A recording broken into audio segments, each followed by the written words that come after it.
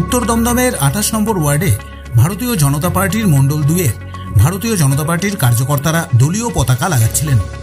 সেই সময় কিছু দুষ্কৃতী এসে ভারতীয় জনতা পার্টির কার্যকর্তাদের উপর চড়াও হয়। বিজেপি কর্মীদের বেধড়ক মারধর করা হয়। এই ঘটনায় এসসি মোর্চার সভাপতি কাশীনাথ দাস সহ মণ্ডলের কার্যকর্তা উমেশ দাস ও রানা মুখার্জি দুষ্কৃতীদের মারে আহত হন। তৃণমূল আশ্রিত সমাজবিরোধীরা এই ঘটনা ঘটিয়েছে বলে অভিযোগ।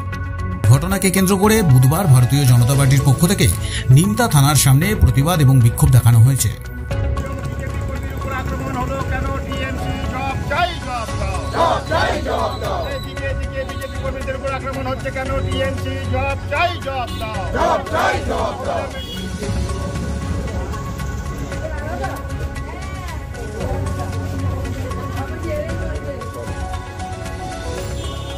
বাড়ির পাশেই আমি একটা ফ্ল্যাগ লাগাচ্ছিলাম, তো ফ্ল্যাগ লাগাচ্ছিলাম সেই সময় ওরা এসে বলছে এখানে ফ্ল্যাগ লাগানো যাবে না।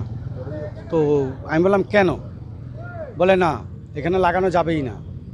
তো দেখলাম ওরা 3 জন ছিল, ওরা 3 জন আমার উপরে অ্যাটাক করলো, 3 জন মিলে মারলো, মেরে টেরে তারপরে এখন আর কিছু করার নেই, আমি বাড়ির দিকে চলে আসলাম।